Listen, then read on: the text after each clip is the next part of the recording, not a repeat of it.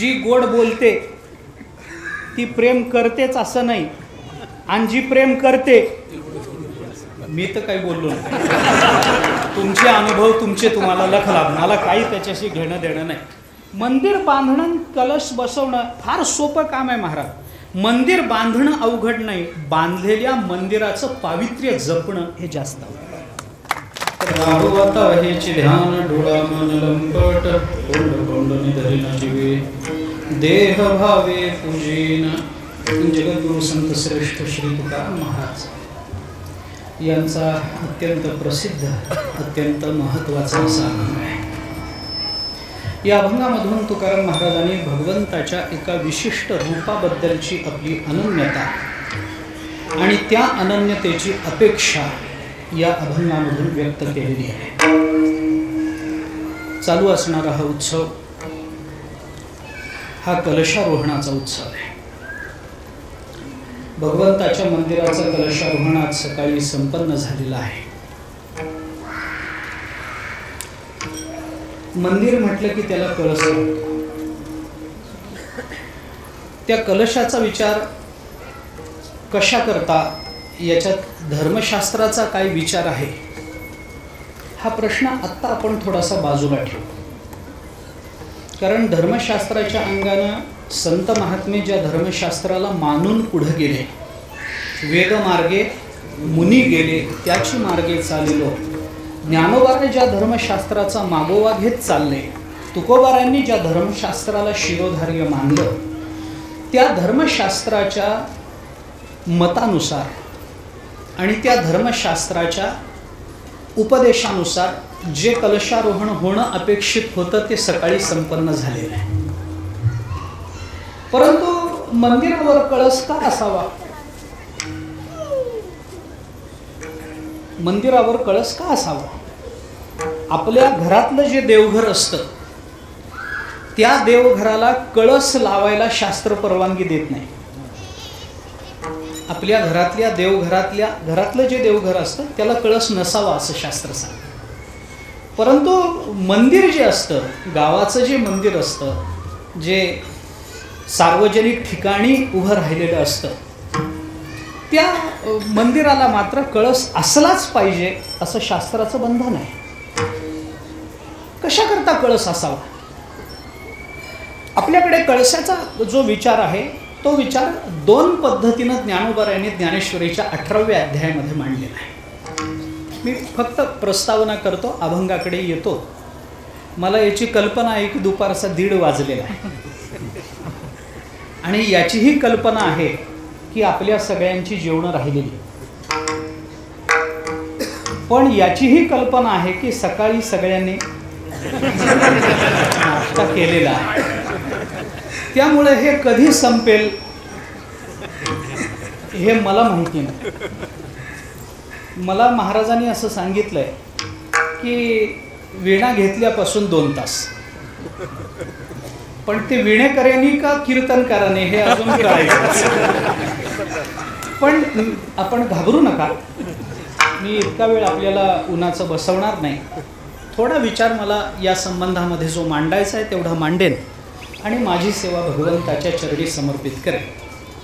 कलशाचा जो विचार मांडला गेला तो ज्ञानोबारायांनी 2 पद्धतीनं मांडला आणि जो संप्रदायामध्ये सर्वत्र आपल्याला दिसून येतो.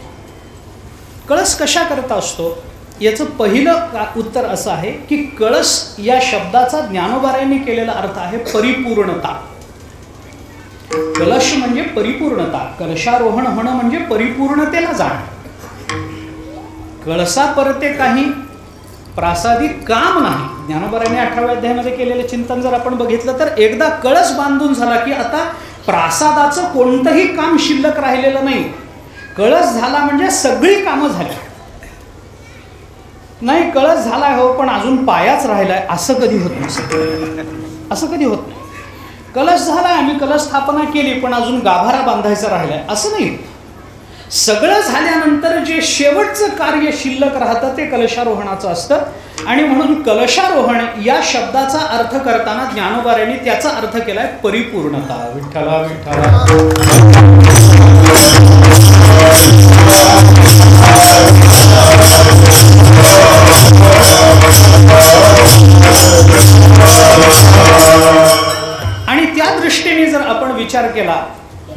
तर बहिणाबाईंनी आपल्या वारकरी संप्रदायाचं जे मंदिर आपल्या सर्वांच्या डोळ्यासमोर उभं केलं आहे, त्या मंदिराचा आपण एका अर्थानं विचार करून बघा.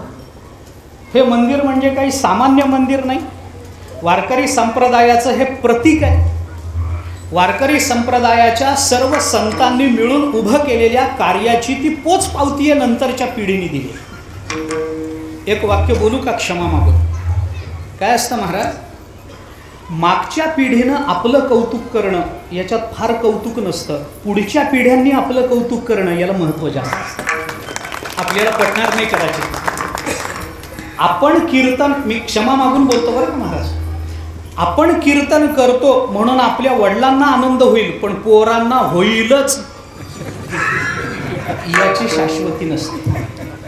माझा मुलगा कीर्तनकार आहे हे सांगायला बापाला जेवढा अभिमान वाटतो तेवढा माझा बाप कीर्तनकार आहे हे सांगायला पोरांना जरा शाळेमध्ये संकोच होतो, नाही का? संकोच होतो. हल्लीच्या काळामध्ये माझा बाप धोतर नेसून, आता सगळेच महाराज लोक धोतर नेसत नाहीत, परंतु माझा बाप धोतर नेसून कीर्तन करतो हे सांगायला मुलांना संकोच होतात. पुढची पिढी जेव्हा मागच्या पिढ्यांचं कौतुक करते ना, तेव्हा त्याचा अर्थ असा असतो की मागच्या पिढ्यांना प्राप्त झालेली दूरदृष्टीची ती पावती असते. मागच्या पिढीने आमच्याकरता काहीतरी करून ठेवलं हे पुढच्या पिढींना विश्वासार्हतेनं पटावं लागतं, तर पुढची पिढी पावती देते.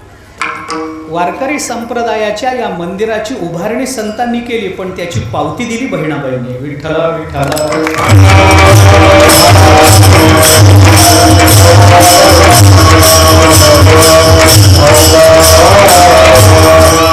आणि त्याच्यामध्ये कुणी काय योगदान दिलं या सगळ्याचा विचार बहिणाबाईंनी केला. संत कृपा झाली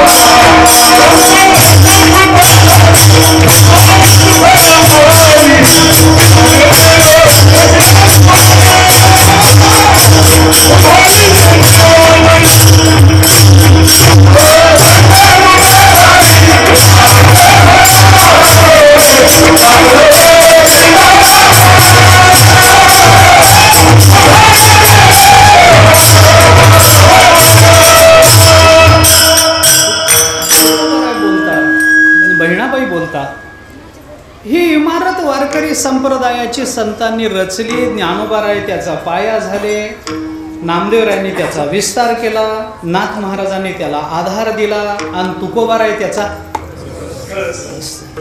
मला हाच अभंग घ्यायचा होता खरं म्हणजे, कारण त्याच्यात दोन्ही होतं. तुका झालाचे कळस, मला दोन्ही जमलं असतं. कळसही जमलं असतं आणि तुकाराम महाराज झाले त्याचं निमित्त हेही जमलं असतं. परंतु त्याच्यातल्या तत्वज्ञानाचा आणि त्याच्यातल्या इतर सर्व संतांच्या कार्याचा विस्तार करण्याकरता वेळ पुरणार नाही, म्हणून मी या अभंगाचं चिंतन करत नाही.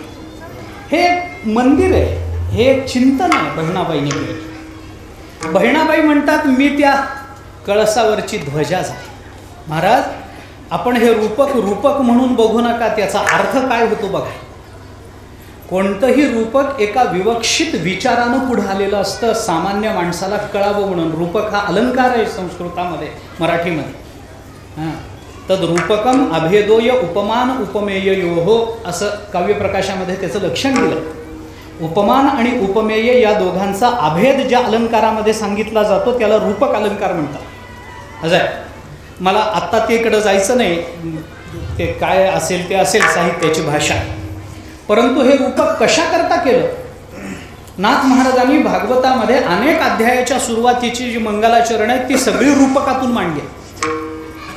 कधी भवाटवीचं रूपक केलंय, कधी नदीचं रूपक केलंय, कधी आकाशाचं रूपक केलंय, कधी सूर्याचं रूपक केलंय. ज्ञानोबाऱ्यांनी 16व्या अध्यायाच्या सुरुवातीच्या मंगलाचरणामध्ये सूर्याचं रूपक केलंच आहे ना महाराज. मावळवीत विश्वाभास नवलोदयला चंडांश अद्वयाब्जी नेमिका सुवंधू आता जो अविद्या रातीर सोनिया गेळी ज्ञानाज्ञान चांदणिया जो सुदिन करी ज्ञानिया स्वबोधाचा जेणे विवळती सवळे लाहोनी आत्मज्ञानाचे डोळे देहाहंतीची अविसाळे जीव पक्षी लिंगदेह कमळाचा पोटी वेचतया भ्रमराचा बंदिमोक्ष जयाचा उदयला होय शब्दाची या आसकडी भेद नदीच्या दोही खडी आरडते विरहवेडी बुद्धिबोधो तया चक्रवाकाचे मिथून सामरस्याचे समाधान भोगवी जो चित गगन भुवन दिवा जेणे पाहलिये पहाटे भेदाची. किती ज्ञानोबा गोड बोलणं, किती बोलणं, किती गोड असावं. त्या गोडीला काही मर्यादा आहे का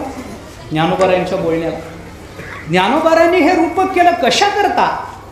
सूर्य सांगायचा म्हणून केलं नाही, सूर्याचा आपल्या जीवनावर काय परिणाम होतो हे सांगायचं.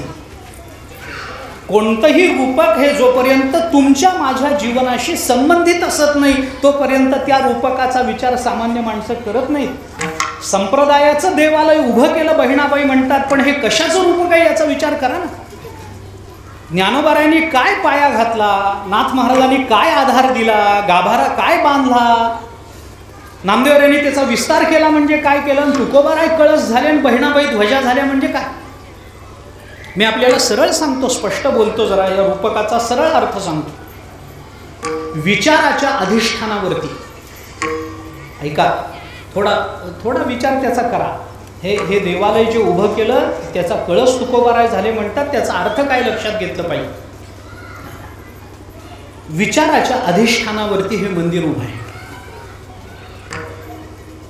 बोलू, एक वाक्य बोलतो, जरा लांब जाईल, कळायला थोडासा विचार करावा लागेल, पण ऐकून तरी ठेवा. विचाराच्या अधिष्ठानावर आत्ममग्नतेच्या गाभाऱ्याच्या आधारावर ज्ञानाचा कळस चढवावा आणि त्याच्यावर ज्ञानोत्तर प्रेमलक्षणारूपी ध्वजा फडकत राहावी, तर ती जीवनाची धन्यता आहे.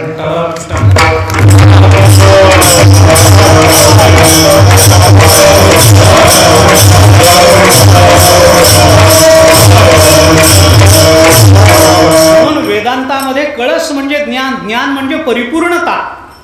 बस जीवनाची धन्यता कशामध्ये असेल तर आपण ज्ञानी होण्यामध्ये, ब्रह्मज्ञानी होण्यामध्ये. जाणावे ते सार नाही तरी दगा फार डोळे झाकलिया रवी नाही आईसा व्हायचे. तुकोबाराय वर्णन करता, अरे माणसाने सार जाणलं पाहिजे महाराज, नाहीतर जीवनाला दगा, नाहीतरी दगा फार मोठा दगा होतो. ज्ञानोबारायांच्या भाषेत बोलायचं झालं तर पदोपदी आत्मघात.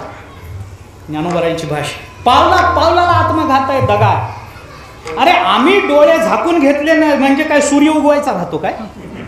डोळे झाकली रवी नाही ऐसा व्हायचे. तुकोबारा बोलता असं होईल का. माणसाने ज्ञान संपन्न असलं पाहिजे. दृष्टांत सोडून द्या, माणसाने ज्ञान संपन्न असलं पाहिजे. म्हणजे कळस, मला बोलायचं आहे काय, कळस या शब्दाचा एक अर्थ आहे परिपूर्णता. मनुष्य आपल्या जीवनामध्ये एका परिपूर्णतेकरता झटत असतो. विचारून बघा कोणालाही, प्रापंचिक माणसाला विचारून बघावं. सामान्य ज्याचा तत्वज्ञानाचा संबंध नाही, गाथ्याशी संबंध नाही, ज्ञानेश्वरीशी संबंध नाही, हरिपाठाशी संबंध नाही, अशा माणसाला, आता एवढ्या सगळ्याशी संबंध नसला तर त्याला माणूस तरी कसं म्हणावा प्रयत्न. ज्ञानेश्वरीशी संबंध नाही, हरिपाठाशी संबंध नाही, त्या माणसाला तो माणूस आहे. तरी त्याला विचारून बघा तुम्ही की बाबा तुला जीवनामध्ये काय पाहिजे. तो म्हणतो काय नाही हो, दुःख येऊ नये एवढं बघा. परिपूर्ण जीवन असलं पाहिजे अशी सगळ्यांची अपेक्षा आहे. पण किती जणांचं झालं मला सांगा.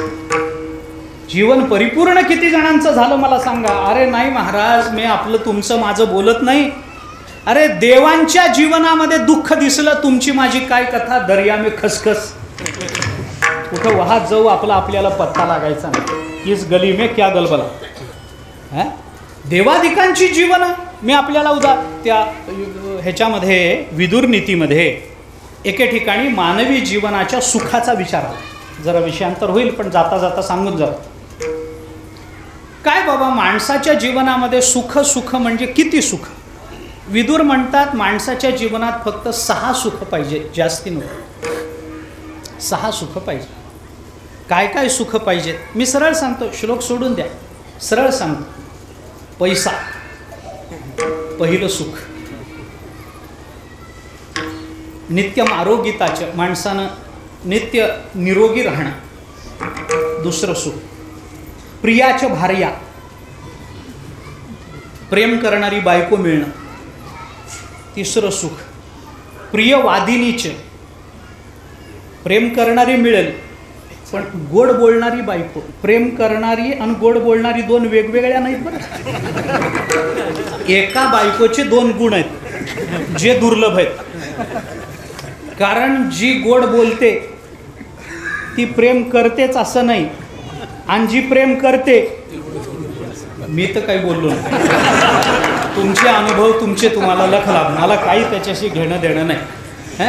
अरे तुकोबरा अपवाद नव्हते महाराज. का बोलतो मी. वश्यश्च पुत्र हा 5वं सुख. आज्ञेत राहणारी संतती होणं 5वं सुख. आणि अर्थकरीचे विद्या, आणि आपण जी विद्या शिकतो त्या विद्येने आपलं पोट उदरनिर्वाह चालवून देणं, हे प्रपंचातली षड्जीव लोकस्य सुखानी राजा. बस समज. ही 6 सुख मानवी जीवनामध्ये लागतात, बाकी काही लागत नाही विदुर म्हणतात. आता माझा मुद्दा एक आहे, पुढे 1-2 मिनिटामध्ये आवरतो. मला एवढंच विचारायचं आहे की ही 6ही सुख एकाच्या वाट्याला आली आहेत असं एक उदाहरण मला पृथ्वीवर दाखवा. इथं नाही, पृथ्वीवर दाखवा. अरे ज्याच्याकडे पैसा आहे त्याची तब्येत चांगली नाही, ज्यांच्या तब्येती चांगल्या आहेत त्यांच्याकडे पैसे नाही. बरं, ज्यांच्याकडे पैसेही आहेत, ज्यांच्या तब्येती चांगल्या आहेत त्यांना प्रेम करणारी मिळत नाही. बरं, ज्यांना मिळते ती गोड बोलत नाही.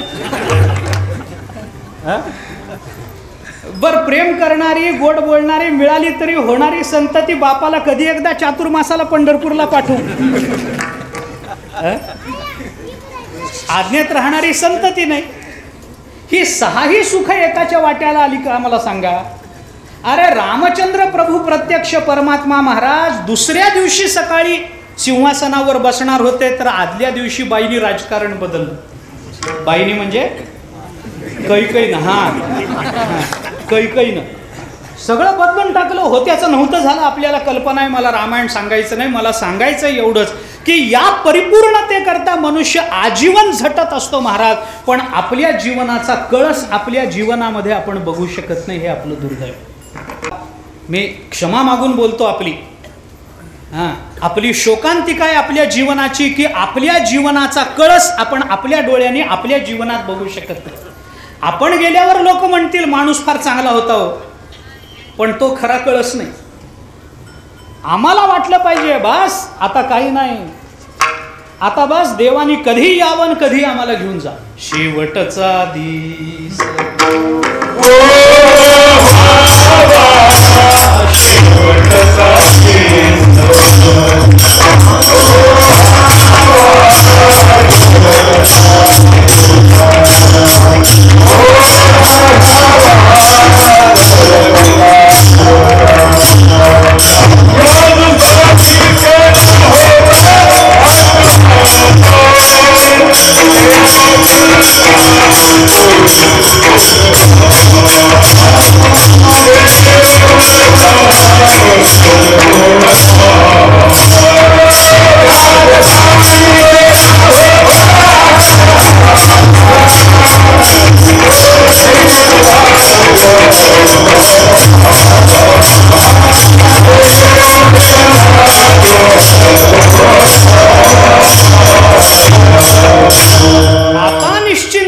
पावलो विसावा. आहे धाडस कुणाचं म्हणायचं आहे.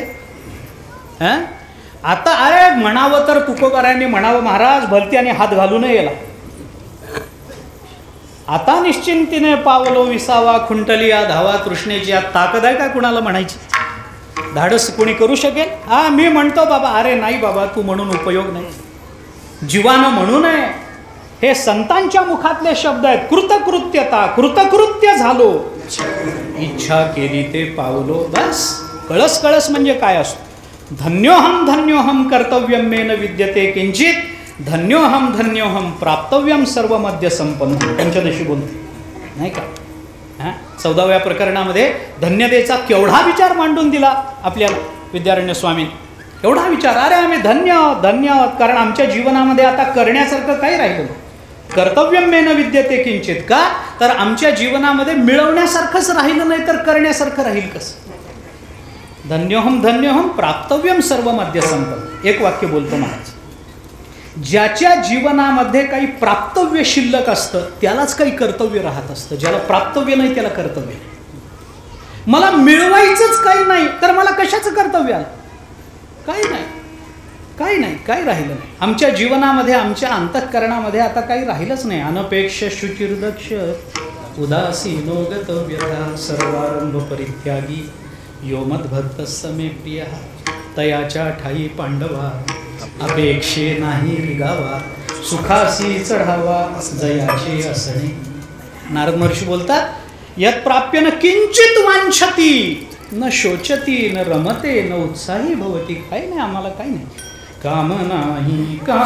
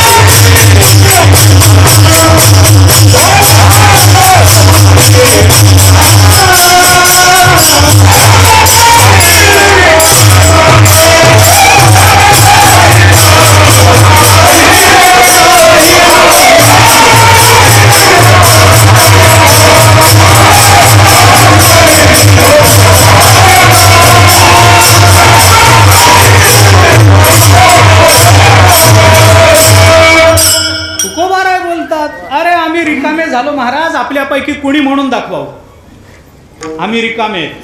रिकामे म्हणतील आम्ही रिकामे म्हणून, पण याला अर्थ नाही.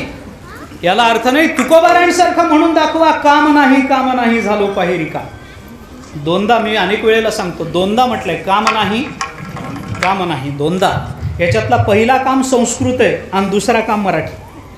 संस्कृतामध्ये काम शब्दाचा अर्थ प्राप्तव्य आहे आणि मराठीत काम शब्दाचा अर्थ कर्तव्य. आम्हाला काम नाही म्हणजे प्राप्तव्य नाही, आणि म्हणून आम्हाला काम नाही म्हणजे कर्तव्य. प्राप्तव्य नाही, कर्तव्य नाही, धन्य आहे जीवन. बस, आता मिळवण्यासारखं काही राहिलं नाही, तृप्त आहे बस. कोण म्हणू शकतं? याला कळस म्हणतात. मला बोलायचं आहे कळस, जीवनाचा कळस म्हणजे ही तृप्तता आहे बस. आजी संसार सुफल झाला गे माय, याला म्हणतात कळस. म्हणा बरं कोणीतरी, माझा संसार सुफल झाला. अरे सुफल म्हणेपर्यंत विफल होतो. हो, माझी भाषा नाही, ज्ञानोबाराय बोलतात. हो, मी बोलत नाही महाराज, माझी भाषा नाही, ज्ञानोबारायांची भाषा. यया फळना चुंबिता फुलना तुरंबिता, जे काही पंडू सुता ते रुखचे हात. उपडिले कौतिके झाड येरी मोहरा ठाके, ते वेगे जैसे सुके तैसे हे नोहे. ज्ञानोबाराय नाही.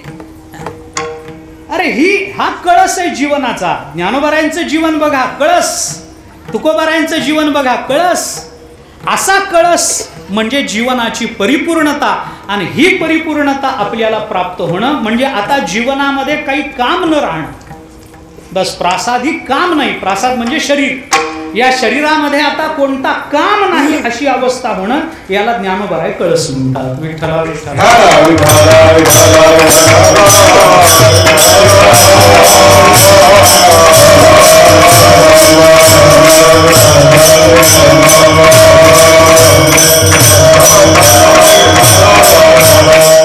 दुसरा कळस शब्दाचा अर्थ सांगतो. एक अर्थ आहे परिपूर्णता. दुसरा कळस शब्दाचा अर्थ ज्ञानोबारांनीच केला. आपण आपल्या पदरचं बोलायचं नाही.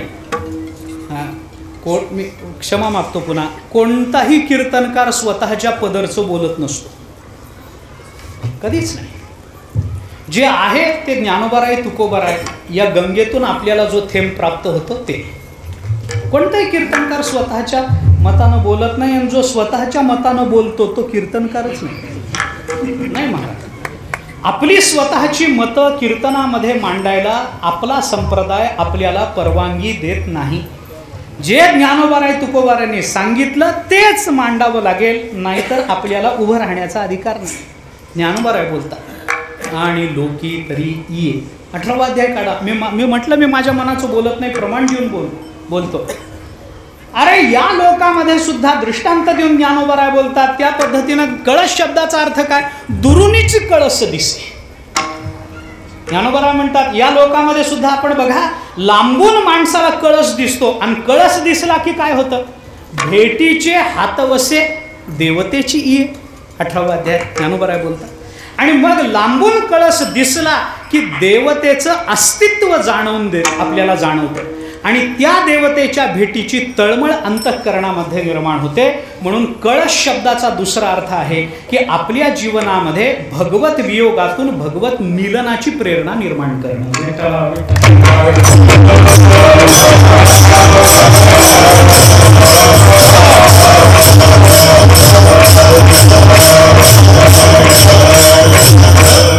लांबून कळस दिसल्याबरोबर आपल्याला काय लक्षात येतं? पहिलं लांबून आपण रस्त्याने चाललो आहोत, लांबून एकदम कळस दिसला, आपल्याला काय वाटतं? पहिला विचार कळस सोन्याचा असेल का? येईल का?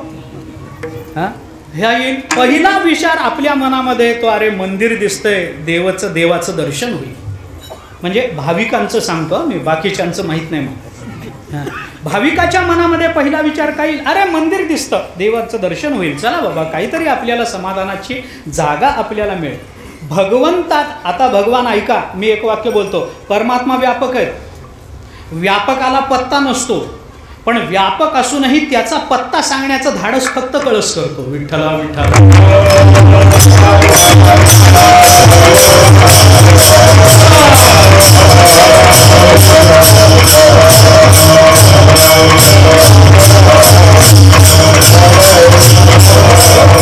आणि म्हणून या कलशारोहणाला आपल्या संप्रदायामध्ये, आपल्या धर्मामध्ये विशेष महत्त्व दिलं गेलं.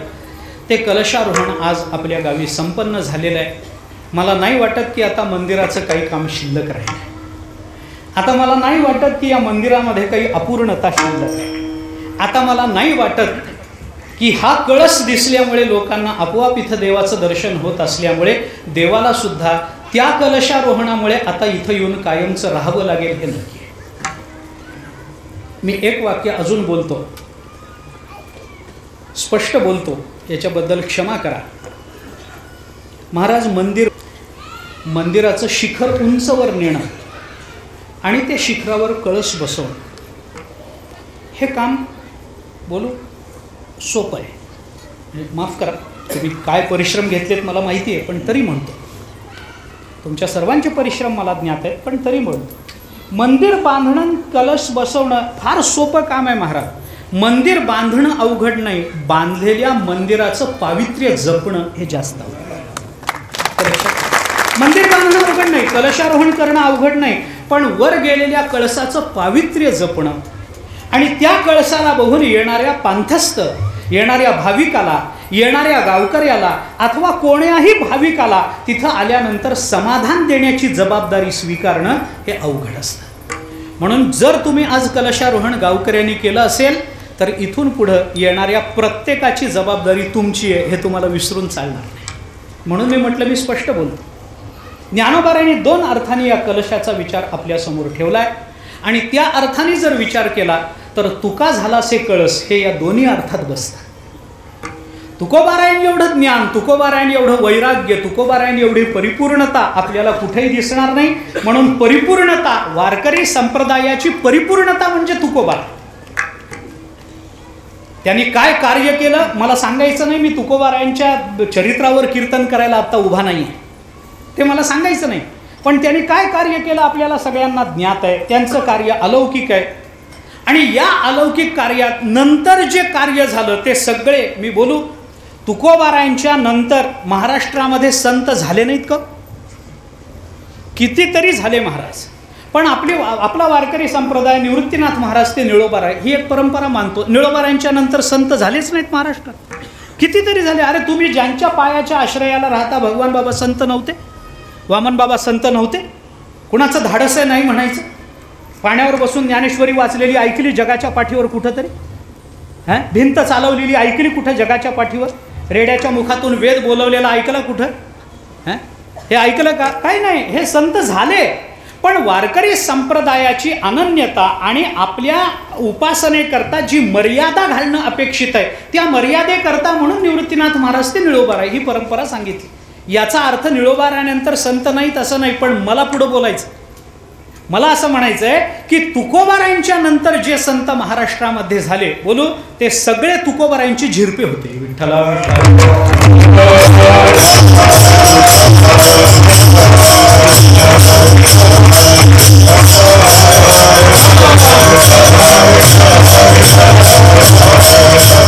आणि म्हणून तुकोबारायांचं कार्य कळसाचं, अलौकिकतेचं, परिपूर्णतेचं आणि त्याचबरोबरीनं परमात्म्याचा पत्ता सांगणं हे तुकोबारायांचं कार्य. तुकोबारायांनी आपल्याला देव हातात आणून दिला. देव घ्या कोणी, देव घ्या कोणी, आयता आला घर पुसोने. आपण घेतला नाही तो भाग वेगळा, पण त्याने आणून दिला, त्याने आणून दिला.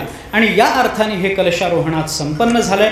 आपल्या सर्वांचं मी अंतःकरणपूर्वक अभिनंदन करतो. आदरणीय हरिभक्तीपरायण भागवताचार्य श्री तुकाराम महाराज यांच्या अधिपत्याखाली, नेतृत्वाखाली हा उत्सव अतिशय संपन्नतेने आणि अतिशय उत्साहामध्ये, सध्याच्या काळामध्ये एवढी गर्दीसुद्धा भीतीदायक. मी महाराजांना काळजी व्यक्त केली होती आधीच तारीख घेतानाच.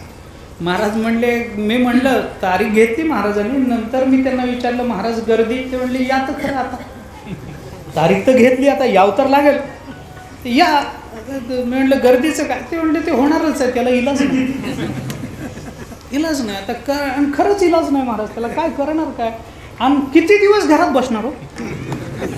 बास की आता झालं, वर्ष गेलं. आमचा 7 पिढ्याचा चातुर्मास बंद पडला महाराज. काय सांगू आमचं दुर्दैव. 7 पिढ्या आमच्या चातुर्मासात कधी खंड नाही. यावर्षी खंड पडला.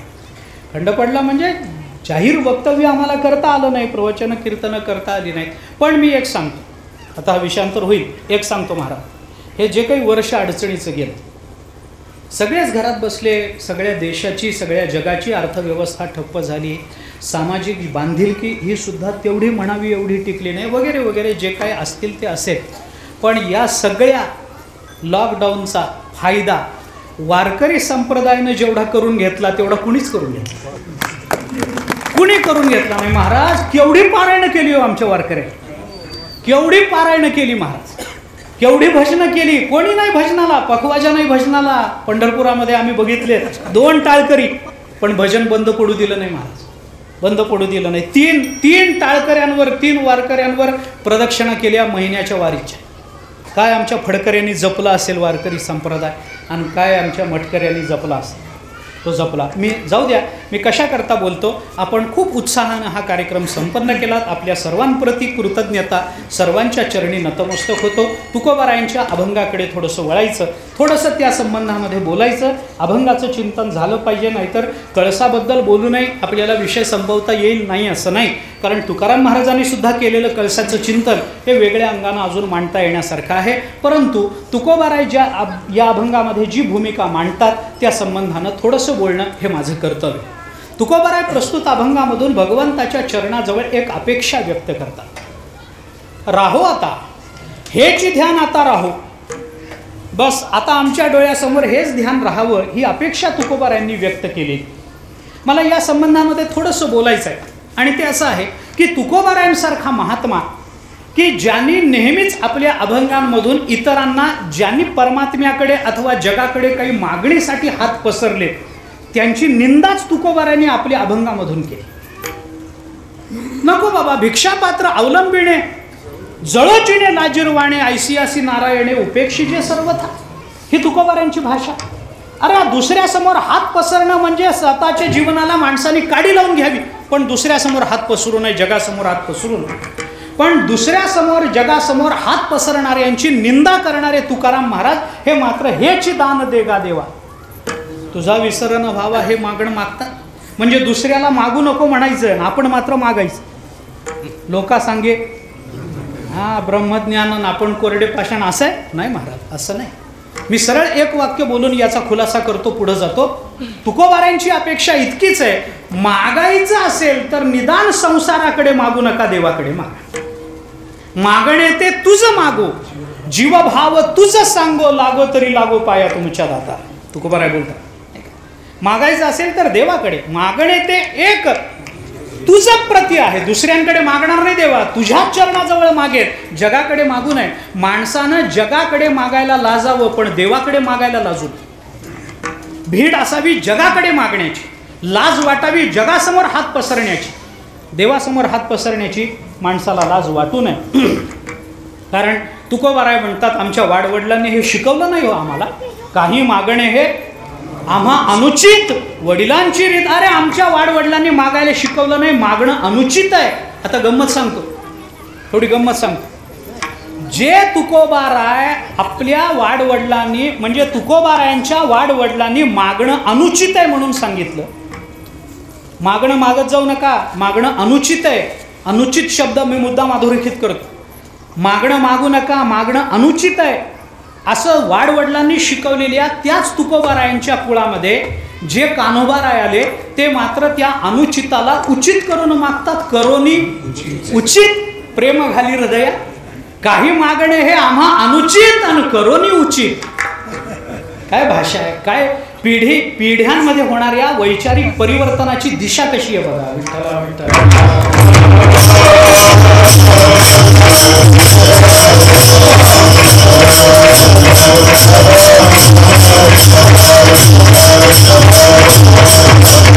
आम्ही जर, आमच्या वाडवडिलांनी सांगितलंय म्हणून आम्ही जर मागू तर ते अनुचित होईल. कान्होबारायांना माहिती आहे, म्हणून कान्होबाराय म्हणतात, जर ते अनुचित होत असेल देवा, तर तेवढं अनुचित काढून टाका आणि करोनी उचित, प्रेम घाली हृदया, माझ्या अंतःकरणामध्ये प्रेम घाला. मागू नये तुकोबारायांनी, पण तुकोबाराय मागतात. कारण काय? कारण एकच महाराज, तुकोबारायांना मागायचं नाही, पण मागावं कसं हे जगाला शिकवायचंय. म्हणतात जगाला कळलं पाहिजे मागावं कसं, मागावं कुणाकडे, मागावं काय, हे कळावं म्हणून तुकोबाराय मागणं मागून दाखवतात. अधिक विस्तार मी करणार नाही. तुकोबारायांनी या अभंगामध्ये परमात्म्याकडे ज्या गोष्टीची अपेक्षा व्यक्त केली, ती गोष्ट म्हणजे वारकरी संप्रदायाचा प्राण आहे. ऐका, मी थोडासा खुलासा करत जातो.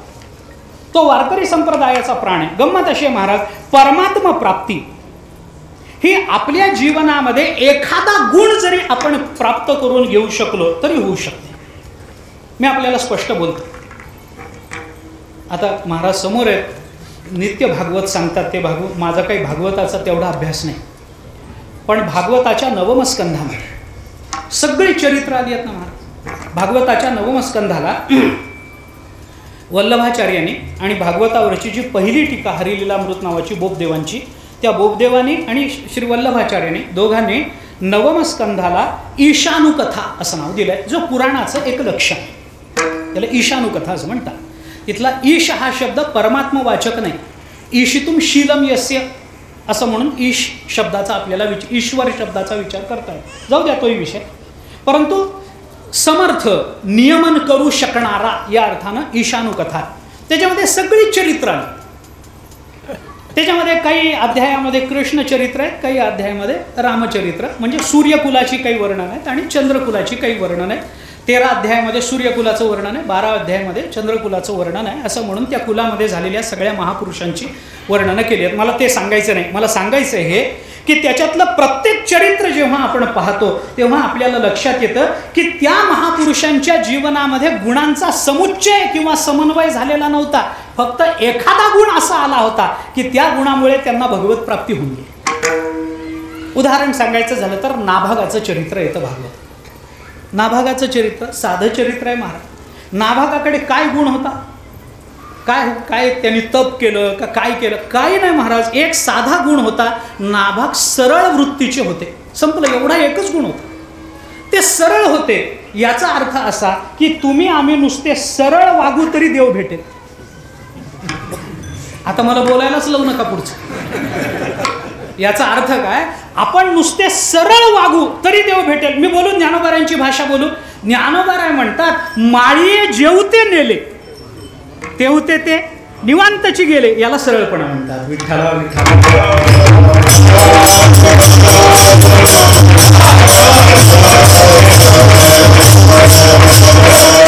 काही नाही हो, सरळ असावं माणसाने, एवढीच अपेक्षा आहे, काहीच नाही दुसरं. म्हणजे सरळ असावं म्हणजे काय, याचा व्यतिरेक सांगू, वाकडं असू नये. याचा व्यतिरेक एवढाच आहे, सरळ असावं. नाभागाचं चरित्र बघा ना. नाभाग कुठं आपल्या गुरुकडे शिकायला गेले. ते शिकून आल्यानंतर घरी आल्यावर त्यांनी बघितलं की आपल्या घरात वाटण्या झाल्या. म्हणून त्यांनी भावाला विचारलं की का रे वाटण्या, हो म्हणे आम्ही वाटण्या करून घेतल्या. ते म्हणाले ठीक आहे करून घेतल्या, तर माझ्या वाट्याला काय आलं असेल ते मला द्या. त्यांच्या भावाने त्यांना सांगितलं की अरे झालं असं म्हणे, तू गुरुकडे शिकायला होतास त्याच्यामुळे आम्ही तुला विसरूनच गेलो. आता वाटण्यामध्ये असा भाऊ जर विसरला तर तो काय करलो सध्याच्या काळात, सरळ वागल. आम्ही तुला विसरूनच गेलो, तू आमचा एक भाऊ आहेस म्हणून. मग आता तो म्हणाला ठीक आहे झालं असेल बाबा, किती सरळ झालं असेल बाबा, मी नव्हतो घरी, मला विसरला असाल तुम्ही, मान्य आहे, पण आता लक्षात आलं ना मी भाऊ आहे म्हणून, मग आता द्या. त्याचं वागणं सरळ आहे. ते म्हणाले काय झालं, आम्ही तुला पूर्णच विसरलो असं नाही, थोडं लक्षात होतं आमच्या. मग आम्ही काय केलं, आमच्या वाटण्या सगळ्या आम्ही करून घेतल्या आणि आपला म्हातारा बाप तुझ्या वाट्याला ठेवला. नाभागाने काय म्हणावं, तो म्हणाला केवढं माझं भाग्य थोर, मला संपत्तीच्या मोहात तुम्ही पाडलं नाही पण वडिलांच्या सेवेला मात्र मला लायक समजलं, केवढं माझं भाग्य. एवढं सरळ कोण आहे. म्हातारा बाप वाट्याला आला तर असं बोलणारं कोण आहे, हात वर करा. कीर्तनकारा सकट आहे ताकद नाही, कोण नाही, कोणी म्हणत नाही. बापाला घेऊन निघाला, बापाच्या लक्षात आलं याच्या भावाने याला फसवलंय, आपल्याच पोराने आपल्या दुसऱ्या पोराला, गरीब बिचारा साधा भोळा आहे म्हणून याला फसवलंय. बापाने सांगितलं हरकत नाही बाबा, इथं जवळ यज्ञ चालू आहे, त्या यज्ञामध्ये ब्राह्मण काही विशिष्ट मंत्र विसरतील, ते मंत्राचं तू स्मरण करून दे, ते तुला काहीतरी देतील. तो गेला तिथं, ते मंत्र विसरले ब्राह्मण, वडिलांनी सांगितल्याप्रमाणे त्याचं स्मरण करून त्यांनी दिलं, यज्ञ सिद्धीला गेला. म्हणून त्या ब्राह्मणांनी त्या यज्ञामध्ये उरलेलं सगळं त्याला बांधून दिलं आहे ना, भागवतात चरित्र. ते उरलेलं सगळं बांधून दिल्यावर ते घेऊन तो निघाला. आपल्या घराजवळ आला तेवढ्यात एक पुरुष काळा त्याच्यासमोर येऊन उभा राहिला आणि तो म्हणला हे कुठे घेऊन चालला, तर घरी. नाही कुणाचं आहे म्हणे, माझं आहे. कुठं मिळालं म्हणे, यज्ञात मिळालं. कसं काय मिळालं म्हणे, असं असं झालं, त्याने मला दिलं. त्यांनी सांगितलं वेड्या, अरे यज्ञामध्ये राहिलेला शेष हा कुणाच्याही मालकीचा नसतो, तो फक्त रुद्राच्या मालकीचा असतो. यज्ञातला शेष हा मानवाच्या मालकीचा नाही आहे, तो रुद्राच्या मालकीचा आहे. आणि मी रुद्र आहे तेव्हा ते माझं आहे, मला दे. तो म्हणाला असं असतं का, किती सरळ बघा ना, किती सरळ, असं असतं. तो म्हणाला हो असं असतं, पण नाही माझ्या वडिलांनी मला सांगितलंय, हे गाठोडं इथंच ठेवतो तुमच्याजवळ आणि मी वडिलांना विचारून येतो. म्हणून बघा बरं एखाद्या रिक्षेवालीला मी हे तुझ्या रिक्षात ठेवतो जरा जाऊन येतो म्हणून. हां त्यांनी सांगितलं काय नाही, हे गाठोडं तुझ्याजवळ असू दे, मी माझ्या वडिलांना विचारून येतो. गेला, वडिलांना विचारलं, वडिलांनी सांगितलं काय झालं म्हणे, दिलं नाही द्रव्य, दिलं म्हणे. मग कोणीतरी एक पुरुष आडवा आला आणि त्यांनी सांगितलं यज्ञामध्ये राहिलेला शेष हा रुद्राच्या मालकीचा असतो, त्याच्यामुळे तुला नेता येणार नाही, तुम्ही मला सांगितलं होतं. मग काय खरं, वडील म्हणाले त्याचं बरोबर आहे, हे सगळं रुद्राच्या. मग तो तिथून परत आला, त्या रुद्राला साष्टांग नमस्कार घातला आणि त्याला सांगितलं माझ्याकडून चूक झाली, हे तुमचंच आहे बरं का, माझं काही नाही. किती सरळ, एवढा एक सरळपणा आहे आणि त्याच्यावर भगवत कृपा झाली, रुद्र प्रकट झाले आणि त्यांनी कृपा केली आहे ना. वर्ण एक सरळपणा आपल्या जीवनामध्ये ठेवला तर बस आपला परमार्थ सिद्धीला आहे. तुझं व्हावा आहे देव अरे हा सुलभ उपाव. काय करायचंय महाराज जास्तीचं आपल्याला घेऊन? एक सरळ वागा, एक चांगला गुण. तसं तुकोबारायांनी वारकरी संप्रदायाचा प्राण या अभंगामध्ये भगवंताच्या चरणाजवळ मागितला. कोणता प्राण सांगू? या अभंगाचं चिंतन करा महाराज, मी सांगतो. नुसतं सरळ सांगून जातो. वारकरी संप्रदायाचा प्राण आहे अनन्यता, आणि ती अनन्यता या अभंगात तुकोबाराय म्हणतात. विठ्ठला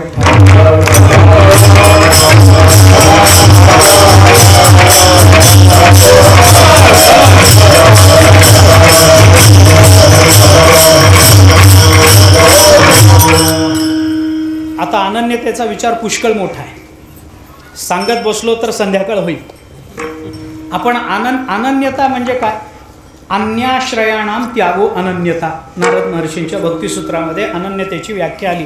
अन्य आश्रयाचा त्याग करणं म्हणजे एकाच्याच आश्रयाला राहणं, याला म्हणतात अनन्यता. बस, दुसरं काही नाही. अनन्य असणं म्हणजे अन्य नसणं. सरळ आहे ना. अन्याचा आश्रय न करणं. मनुष्य एका वेळेला अनेकांचा आश्रय करतो म्हणून दुःख आहे हो. एकच धरलं बस आणि तेवढ्याशीच बांधील राहिला असं होत नाही माणसाला हेही पाहिजे, तेही पाहिजे, तेही पाहिजे, तेही पाहिजे, सगळंच पाहिजे. गणपती नाही शंकर, शंकर नाही ब्रह्मदेव, ब्रह्मदेव नाही विष्णू नाही म्हसोबा. आपल्याला काय शेंदरी हेंदरी दैवते, कोण ती पूजी भूते खेते, आपुल्या पोटाची रडते मागती शिते अवदान, आपुल्या इच्छे आणि का पिढी. तुकोबाराय बोलतात. नाटाचे अभंग पहा आपण. अनन्यतेवर तुकोबारायांनी काय प्रकाश टाकलाय बघा, आणि व्यभिचारावर तुकोबारायांनी काय काठ्या टाकल्या आहेत तेही बघा. बोलत नाही जास्त. विचार करा, आम्हाला सगळंच पाहिजे. एक मनुष्य पाण्यामध्ये बुडायला लागला. मी गंमत सांगतो आपल्याला. माझी भाषा नाही, ज्ञानोबारायांची भाषा आहे. 13व्या अध्यायामध्ये पहा, ज्ञानोबाराय बोलतात. अज्ञानाची लक्षणं सांगताना सुरुवातच ज्ञानोबारायांनी इथून केली. कुणबट कुळवाडी आन आन देव मांडी. आन आन याच्यामध्ये गेली अनन्यता सगळी. आता काय सांगू तुम्हाला. वल्लभ संप्रदाय ना, त्या वल्लभ संप्रदायामध्ये गोकुळाच्या भोवती काही परिक्रमा सांगितल्या. त्यांच्या परंपरेमध्ये आहे 40 मैलाची. आपली ब्रह्मगिरीच्या जसं प्रदक्षिणा आहेत की नाही, खालून वरून पूर्ण खालून वगैरे अशा, तशा गोकुळाच्या बाहेरच्या काही परिक्रमा त्यांनी सांगितल्या. ते एक आचार्य कोणी त्यांच्यातले आपल्या शिष्यांबरोबर एक परिक्रमा करत होते. आणि ती परिक्रमा करताना त्यांचा मुक्काम, पहिलाच मुक्काम गोकुळाच्या बाहेर पडला. त्यांच्या संप्रदायामध्ये रात्री दरबार भरतो महाराज. दरबार म्हणजे काय असतं की एका सिंहासनावरती ते आचार्य महाराज बसलेले असतात. बाकी त्यांचा सगळा शिष्य संप्रदाय असा खाली बसलेला असतो. ते काहीतरी बोलतात अध्यात्मातलं, आणि त्याच्यावर काही प्रश्नोत्तरं होतात. त्याला दरबार. तिथं बसले सगळे, जेवणं वगैरे झाली, बसले. दरबार सुरू झाला, बत्त्या वगैरे लावलेली. त्यांची प्रश्नोत्तरं चालू. ते सिंहासनावर बसलेले महाराज. तेवढ्यात त्या गोकुळामध्ये राहणारा एक गोपाळ, काही मथुरेमध्ये काही विकायला वगैरे गेलेला, विकून काही पैसे आले, त्याची ज्वारी वगैरे घेतली, एक पोतं डोक्यावर ज्वारीचं, ते घेऊन परत येत होता. तर त्याने बघितलं बाबा खूप समाज बसलेला आहे, कुणीतरी अध्यात्मातलं काहीतरी बोलतं आहे, बत्त्या वगैरे लावलेल्या आहेत, काय आहे एकदा ऐकावं तरी, म्हणून तो तिथं थांबला. आता आपल्या शेतकरी काय सवय असते, आपल्या डोक्यावर जर पोतं असेल आणि आपल्याला जर कुठं बसायचं असेल तर काय करतो आपण? पोतं खाली ठेवतो, त्याच्यावर बसतो, असंच करतो ना. तसं त्याने काय केलं, आता हे ऐकावं तरी बाबा काहीतरी कृष्णाबद्दल. आता गोकुळातला गोपाळ येतो, तो काही सामान्य नाही. त्याने ते पोतं असं खाली ठेवलं आणि त्याच्यावर बसलं. अडचण कुठं झाली, त्याच्या पोत्याची उंची त्यांच्या सिंहासनापेक्षा जास्त. ते जे सिंहासन उंच होतं त्याच्यापेक्षा ते पोतं जास्त उंच निघालं. मग आपल्यापेक्षा वर कोण बसला, त्यांना आवडलं, ते रागावले. त्याने त्याला विचारलं, ए कोण आहेस तू? आम्ही इथं बसलोय, आम्ही काही बोलतोय, तू कोण आहेस रे, मध्येच आलास, कोण आहेस तू? त्याला वाईट वाटलं. तो म्हणला, गाव माझं, माझ्या गावात हे परके आणि हे मला विचारतात मी कोण म्हणून. तो म्हणाला, मी कोण आहे राहू द्या, तुम्ही कोण, तुम्ही कोण आहे? आता उलट बोलल्यावर तर महाराजाला अजून राग येतो. म्हणजे एक सामान्य मत सांगतो, असं एकदम तुम्ही अंगावर घेऊ नका, थोडा राग येतो. मला उलट बोलता, काय म्हणतो, तुम्ही कोण आहे? तुम्ही कोण आहेत म्हणल्यावर त्यांना वाटलं की मी एवढा आचार्य शिकलेला, संस्कृतचं पठण केलेलं, हा एक खेडू आहे गोपाळ, त्याला आपण काहीतरी असा शब्द वापरून फिरून टाकावं म्हणून त्याने सांगितलं, अरे आम्ही कोण म्हणून विचारतो, आम्ही अनन्य आहोत, अनन्य, आम्ही अनन्य आहोत, तू कोण आहेस? त्यांना वाटलं अनन्य शब्दानं दबल, पण तो गोपाळ होता हो, तो गोकुळातला होता. तो म्हणाला काय म्हणता? नाही म्हणे आम्ही अनन्य आहोत. तू कोण आहेस?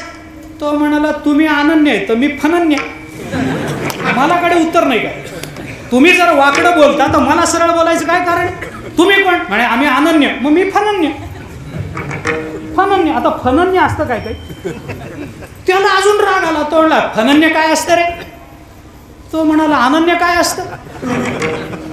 अनन्य, अनन्य, तुम्ही अनन्य आहेत म्हणता, अनन्य काय असतं?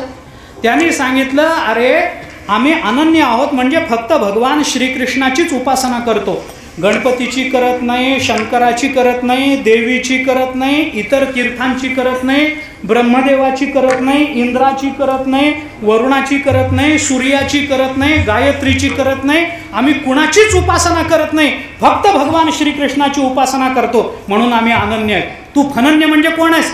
तो म्हणाला तुम्हाला निदान कृष्ण सोडून इतर देवांची नावं तरी माहिती आहेत, मला नावही माहिती नाही.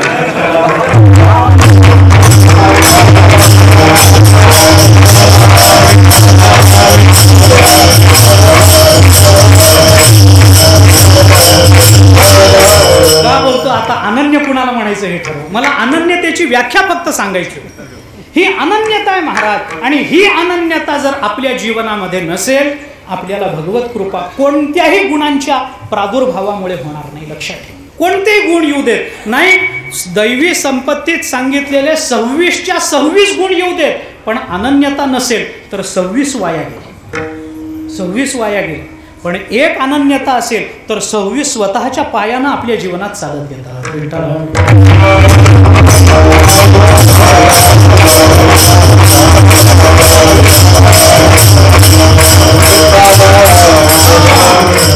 तुकोबारायांच्या अनन्यतेच्या विचारामध्ये 4 प्रकार. ऐका, या अभंगाचं चिंतन सांगताना तिकडे येण्याकरता म्हणून 4 प्रकार तुकोबारायांच्या अनन्यतेमध्ये वारकरी संप्रदायाने स्वीकारलेले. एक रूपाची अनन्यता, दुसरी नामाची अनन्यता, तिसरी देवतेची अनन्यता आणि चौथी तीर्थाची अनन्यता.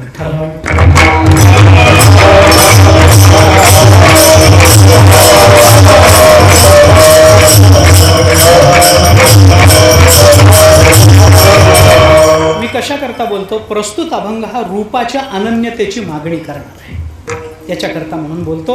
थोडा विचार त्या संबंधामध्ये सांगतो. वारकरी संप्रदाय नामाच्या बाबतीत अनन्य, वारकरी संप्रदाय तीर्थाच्या बाबतीत अनन्य, वारकरी संप्रदाय रूपाच्या बाबतीत अनन्य, वारकरी संप्रदाय देवतेच्या बाबतीत अनन्य. आम्हाला इतर देव मान्य नाहीत असं नाही हो, पण आम्हाला इतर सगळ्या देवांचं रूप पांडुरंगातच दिसतं, त्याला आम्ही तरी काय करा. आम्हाला इतर तीर्थ मान्य नाहीत असं नाही, पण आमच्या तीर्थासारखं तीर्थ नाही.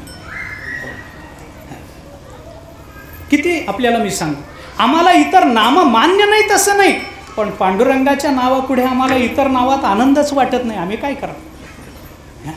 काही इतर स्थानं नाही आहेत. पंढरपूर जसं स्थान आहे तसं काही तिरुपती नाही. पण कोणता वारकरी तिरुपतीत रमला? मला काही देवतेबद्दल आणि तीर्थाबद्दल अनादर नाही आहे असं आहे. सांगतो तुम्हाला, तिरुपती, त्यानंतर त्या उडुपी आणि पंढरपूर अशी 3 विष्णूची महास्थानं सांगितली. एक आहे तिरुपती, दुसरं आहे उडुपी आणि तिसरं आहे पंढरपूर. याच्यामध्ये वारकरी कुठं रमतो? कशा करत? काय पंढरपुरात असं काय? काय पंढरपुरात असं काय? असं काय अलौकिक पंढरपूर आहे? एका खोलीत 25 जण? काय पंढरपुरात आहे मला सांगा ना. पण आहे का असं आहे? मी सांगतो आपल्याला. तिरुपतीला वित्त ब्रह्म म्हणतात, उडुपीला अन्न ब्रह्म म्हणतात आणि पंढरपूर हे नाद ब्रह्म आहे.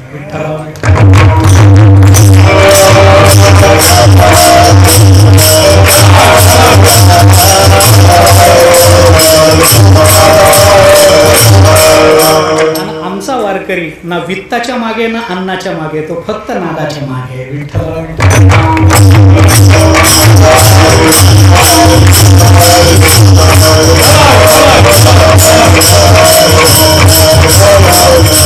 वारकरी कशाला अनन्य बघा ना, त्याची तीर्थाबद्दलची अनन्यता बघा, त्याची क्षेत्राबद्दलची अनन्यता बघा, त्याची रूपाबद्दलची, त्याची नामाबद्दलची कितीतरी अनन्यता मी आपल्याला अशा सांगतो ज्या वारकऱ्यांनी आपल्या जीवनाचं सूत्र म्हणून स्वीकारले. आम्हाला दुसरं नाव नको, बस एवढं एकच, बस माझ्या विठोबाचे नाम अट्टहास उच्चार, विठोबाचंच नाव घ्या, दुसरं नाव नको. दुसरी नावं मान्य नाहीत का? आहेत ना, आहेत ना, पुष्कळ नावं मान्य आहेत, पुष्कळ सगळंच मान्य.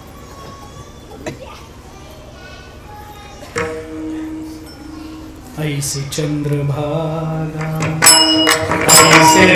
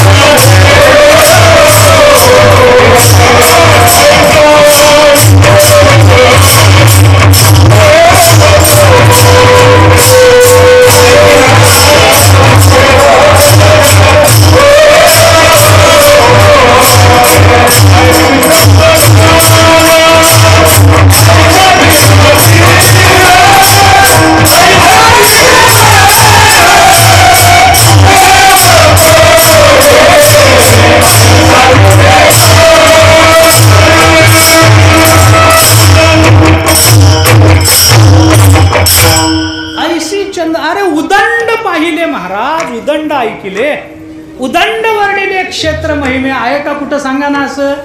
याला म्हणतात अनन्यता. ही अनन्यता तुकोबाराय जशी नामाची अनन्यता व्यक्त करतात, तीर्थाची करतात, तशी प्रस्तुत अभंगामध्ये तुकाराम महाराजांनी रूपाच्या अनन्यतेविषयीची याचना भगवंताच्या चरणाजवळ केली. देवा आम्हाला आता दुसरं रूप नको. आता याचा अर्थ आतापर्यंत पुष्कळ रूप बघितली आहेत, पण दुसऱ्यात मन रमलंच नाही ना, रमलंच नाही.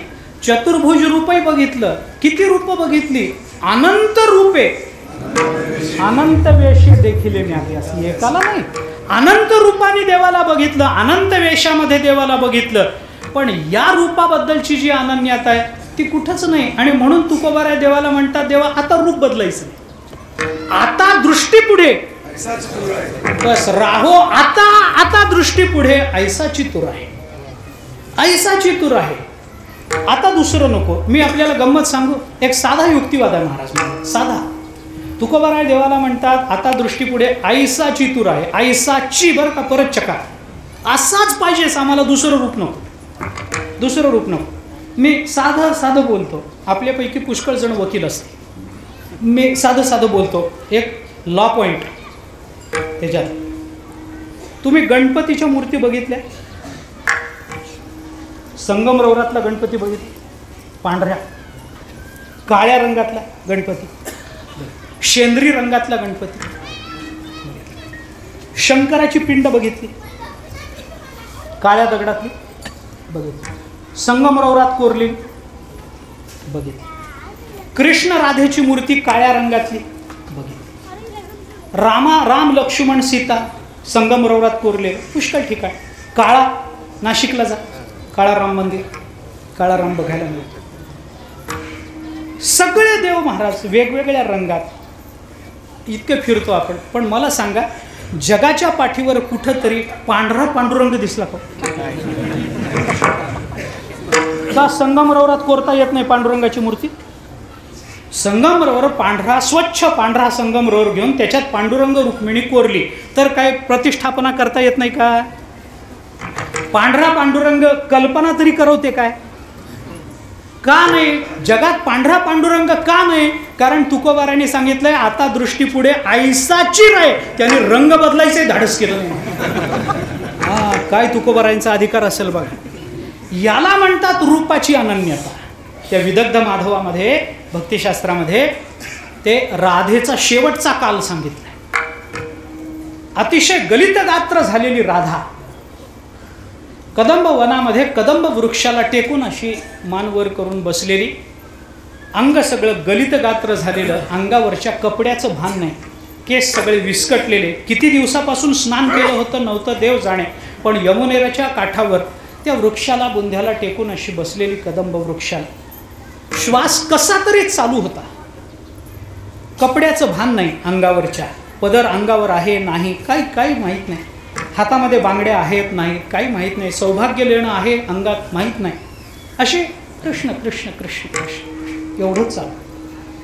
राधेची एक मैत्रीण तिथे गेली, ललिता नाव तिचं दिलं, आणि त्या ललितेने राधेला विचारलं, अगं राधे काय हाल करून घेतलेस, काय हाल झाले, तुझ्या शरीराचं भान नाही, तुला कसं तरी जगतेस, किती दिवस झाले पोटात अन्न नाही पाणी नाही माहीत नाही, अंगाला पाणी लागलं नाही, तुझ्या काय अवस्था ही, आणि असं कशासाठी, नुसतं कृष्ण कृष्ण कृष्ण, आणि तो काही येत नाही आता परत आपल्याला भेटायला, तो गेला गोकुळ सोडून, तो परत येणार नाही. पण ललिता राधेला असं म्हणाली की राधे तुझी ही अवस्था बघून मला असं वाटतंय की मी जर कृष्णाकडे जाऊन म्हणाले की राधेची अशी अवस्था आहे आणि तिचा शेवटचा काल आहे आणि तुम्ही येऊन दर्शन द्या, तर तो कान्होबा येईल आणि तुला दर्शन देईल, मी जाऊ का? राधा म्हणाली, ललिते मी तुला खरं सांगू, तू त्याच्याकडे जाऊ नको, तो येणार नाही.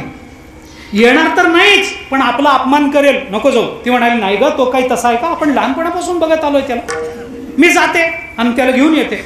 म्हणून ललिता गेली भगवंताकडे. भगवान श्रीकृष्ण दरबारात बसलेले, त्याने बघितलं ललिता कळलं, आणि त्याने कोण तू, तिलाच विचार. तिने सांगितलं, असं असं मी गोकुळातून आले, माझं नाव ललिता, राधेचा अगदी अंतकाल चालू आहे आणि तुमच्या दर्शनाकरता ती कृष्ण कृष्ण कृष्ण म्हणत बसली आहे, तुम्ही एकदा या आणि तिला दर्शन द्या. किती साधा विचार. भगवान आले तर नाहीच, पण भगवंतांनी ललितेचा अपमान केला आणि पाठवून दिले. येत नाही, काय करायचं ते कर म्हणा, येत नाही, मरायचं तर मर म्हणा, माझा काय संबंध आहे तिच्याशी. झालं.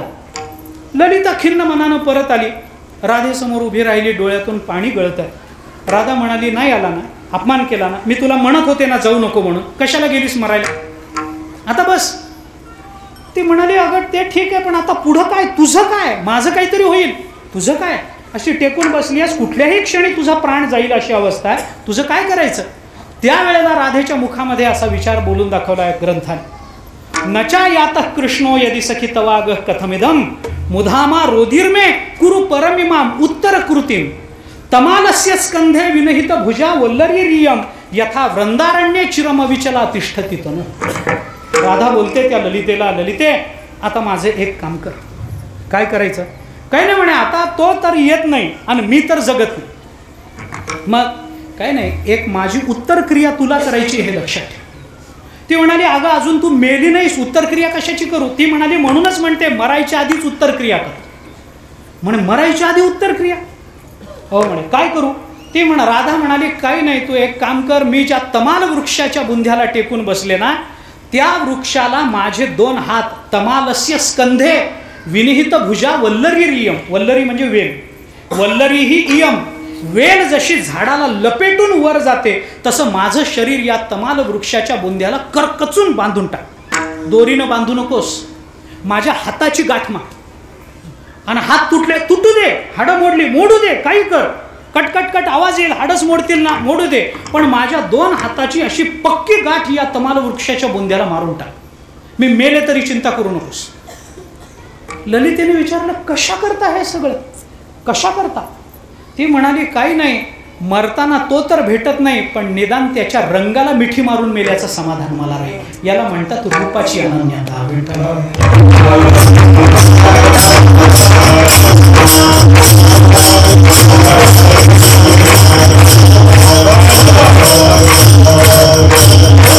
कशा करता सांगतो, हीच रूपाची अनन्यता तुकोबाराय प्रस्तुत अभंगामध्ये भगवंताकडे मागतात. देवा आता आम्हाला दुसरं रूप नको आहे, तुझे अर्धोन्मिलित डोळे हेच पाहिजे. हेच ध्यान, या हा शब्द इथं रूपाचा वाचक आहे, ध्यानाचा वाचक नाही. राहो आता ह्याची ध्यान, हे ध्यान म्हणजे रूप आहे. हेच ध्यान, सुंदरते ध्यान उभे विटेवरी, हेच रूप आता आम्ही बघितलंय. आणि या रूपामध्ये आम्हाला जे समाधान मिळालं ते समाधान देवा दुसऱ्या रूपामध्ये आम्हाला मिळणार नाही. म्हणून आमची तुम्हाला विनंती एवढीच आहे देवा, की आता आमच्या अंतःकरणामध्ये, आता आमच्या नेत्राला इतर कोणत्याही रूप दिसू नये. याच्याकरता प्रार्थना एवढीच आहे की माझ्या समोर हेच रूप कायम असावं आणि याच रूपाच्या बाबतीमध्ये माझ्या मनाने आणि माझ्या इंद्रियांनी लंपट व्हावं. अभंगाच्या पहिल्या चरणामध्ये राहो आता हेच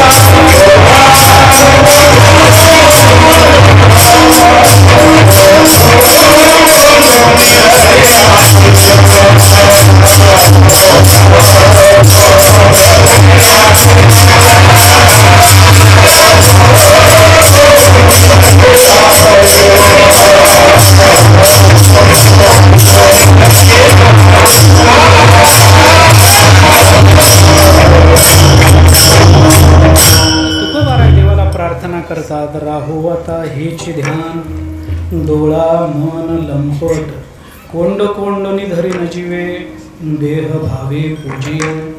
काय गंमत आहे अभंगाची रचना बघा. पहिल्या चरणामध्ये मागणी आहे, नंतरच्या 2 चरणामध्ये ती मागणी पूर्ण झाली तर आपली उत्तरदायित्वाची भूमिका तुकोबराय बोलतात.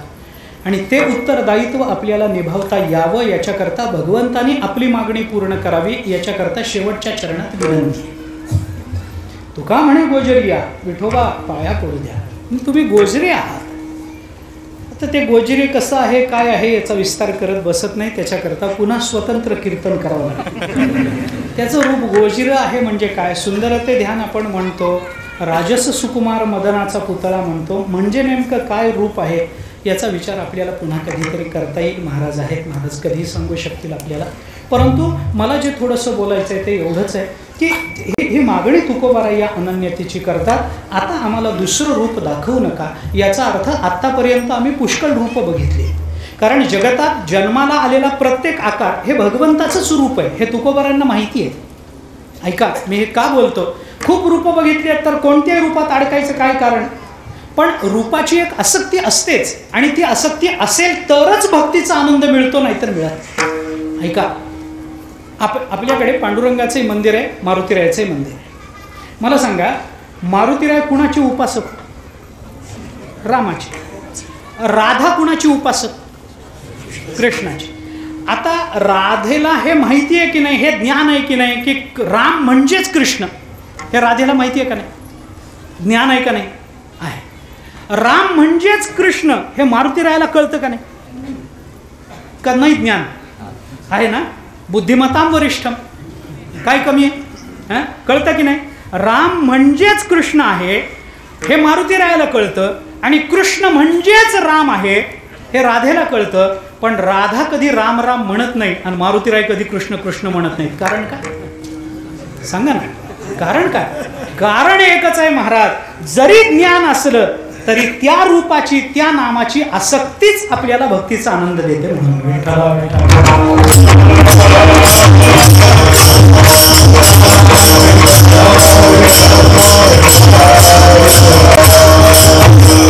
आता बोलतो ते रूप तेच लागतं, दुसरं लागत नाही. ते सूरदासजी आणि तुलसीदासजी हे दोघे एकदा चौरस्त्यावर भेटले. अशी एक कथा सांगतो. दोघांची भेट झाली. सूरदासजी उपासक कृष्णाचे, तुलसीदासजी उपासक रामाचे, दोघे भेटले. आता 2 संत एकत्रित आल्यावर काय बोलतील?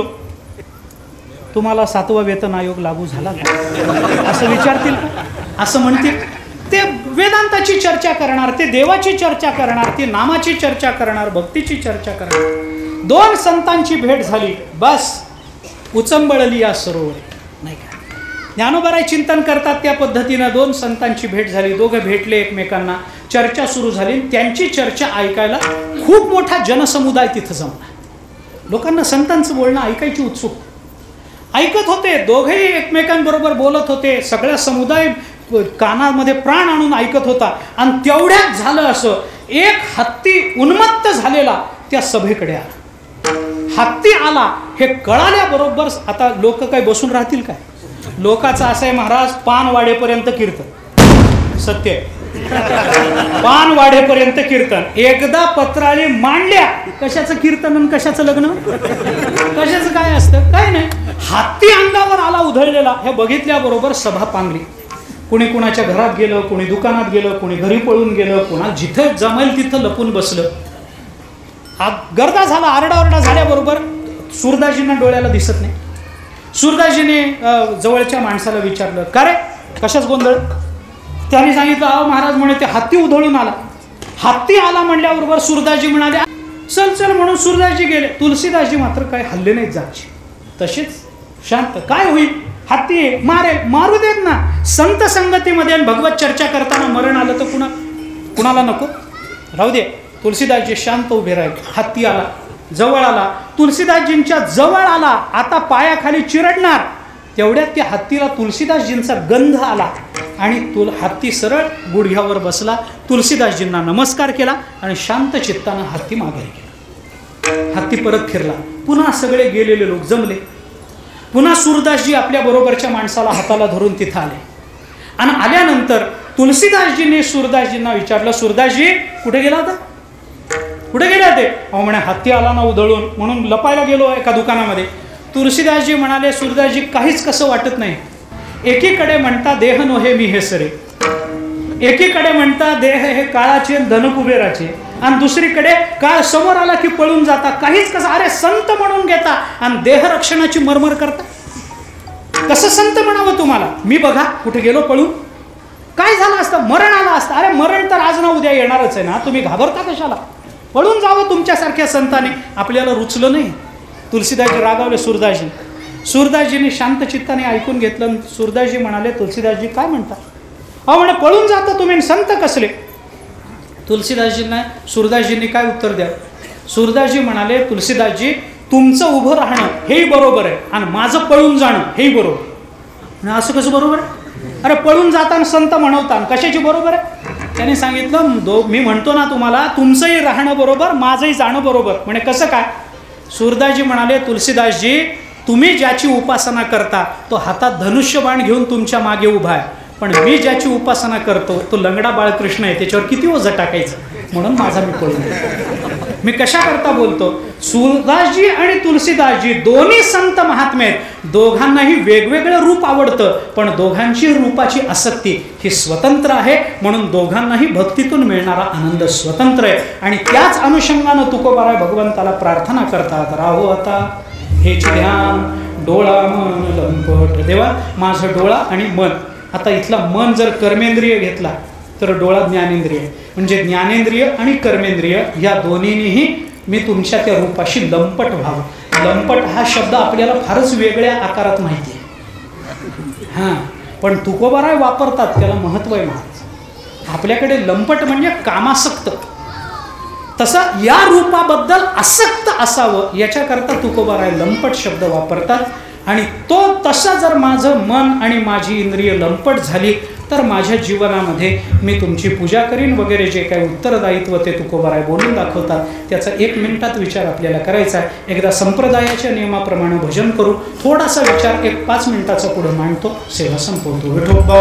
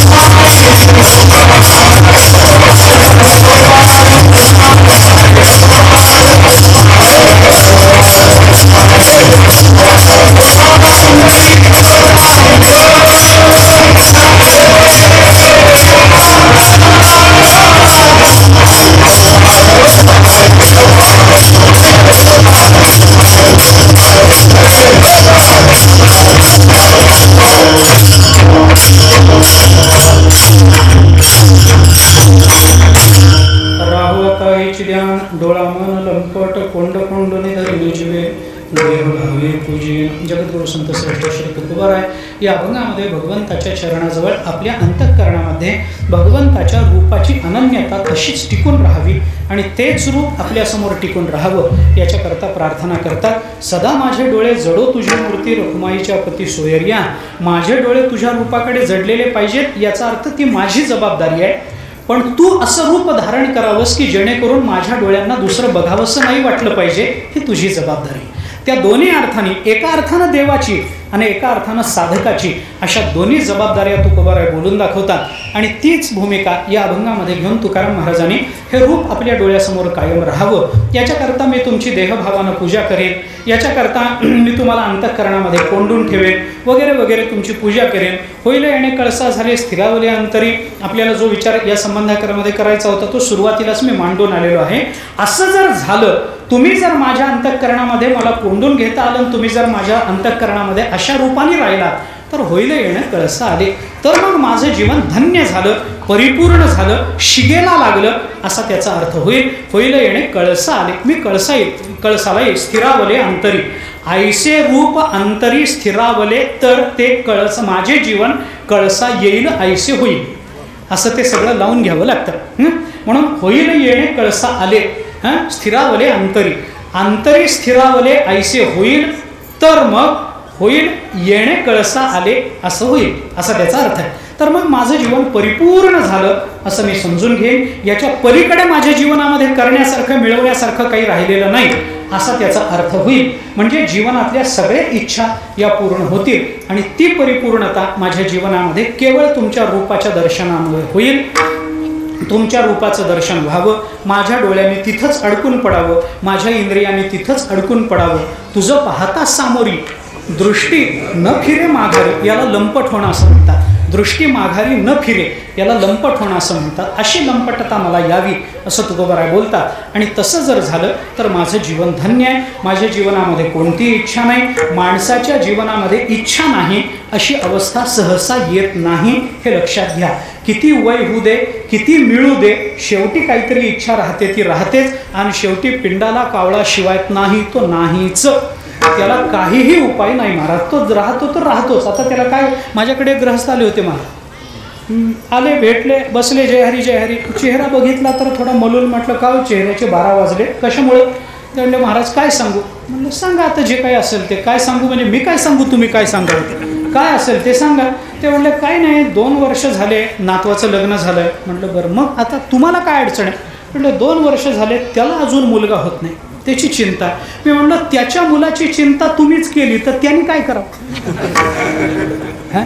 त्याला मुलगा होत नाही याची चिंता ना आजोबांनीच करावी, मग मुलांनी काय करावं. असं नाही, कुठली काही ना काहीतरी अतृप्ती, काही ना काहीतरी न्यूनत्व हा मानवी जीवनाचा स्वभाव आहे. आणि ते न्यूनत्व निवृत्त होणं याच्याकरता भगवंताची आसक्ती आपल्या अंतःकरणामध्ये निर्माण झाली पाहिजे, हे तुकोबाराय त्या दृष्टीने सांगतात. आणि तसं जर झालं तर तुकाराम महाराज म्हणतात माझ्या जीवनाचा तो कळस होईल आणि तो व्हावा याच्याकरता तुका म्हणे गोजरिया. विठोबा पाया पडू द्या, मी तुमच्या पाया पडून तुम्हाला विनंती करतो, मला पाया पडू द्या, मला तुम्हाला हे मागू द्या, मला तुमचं रूप हेच दिसू द्या, याच्या व्यतिरिक्त माझ्या जीवनामध्ये दुसरी कोणतीही आसक्ती नाही. तशी अनन्यता ही आपल्या अंतःकरणामध्ये आली पाहिजे, तरच आपल्या जीवनाचा कळस झाला असं आपल्याला म्हणता येईल. आज गावाच्या मंदिराचा कळस बसला, उद्यापासून, आज संध्याकाळपासून आता आपल्या जीवनाचा कळस सिद्ध करण्याकरता आपण सर्वांनी याच मंदिराच्या समोर प्रतिज्ञा केल्या पाहिजे. रोज ज्ञानेश्वरी वाचली पाहिजे, गाथा वाचला पाहिजे, एवढं केलं तरी पुष्कळ. रोज हरिपाठ म्हणला पाहिजे, रामकृष्ण हरिभजन केलं पाहिजे, संपलं. एवढं झालं तरी कळस होतो महाराज, फार काही करावं लागत नाही. 10 ओव्या हो, फक्त 10 ओव्या. तुकोबारायांचे 2 अभंग रोज वाचायचे, जास्त नाही. मी म्हणतच नाही तुम्ही 1-2 तास बसा म्हणून, 2च अभंग वाचा आणि जा गावभर हिरण्याला, माझं काय म्हणणं. पण 2 अभंग वाचा, एक 10 ओव्या ज्ञानोबारायांच्या वाचा. एवढं वाचणं हे आपल्या जीवनाचं कर्तव्य आहे, लक्षात ठेवा. हे वाङ्मय आपल्याकरता निर्माण झालेलं वाङ्मय, हे कृपा करून विसरू नका. मी अनेक वेळेला सांगत आलो. मला सांगा, ज्ञानोबारायांनी ज्ञानेश्वरी कितव्या वर्षी लिहिली सांगितली? ज्ञानोबारायांनी कितव्या वर्षी ज्ञानेश्वरी सांगितली? 16व्या वर्षी, बरोबर. मग मला सांगा, जे ज्ञानोबारायांनी 16व्या वर्षी सांगितलं ते वाचायला आम्हाला 61 का लागावं? कशा करता? आम्ही 20व्या वर्षी का वाचू नये? आम्ही 25व्या वर्षी का महाराज मी म्हणतो ज्ञानेश्वरी हा तरुणांचाच ग्रंथ आहे हो गाथा हा तरुणांचाच ग्रंथ आहे, लक्षात घ्या. म्हणून सर्वांच्या चरणी विनंती आहे, सर्वांच्या चरणावर मस्तक ठेवून प्रार्थना करतो.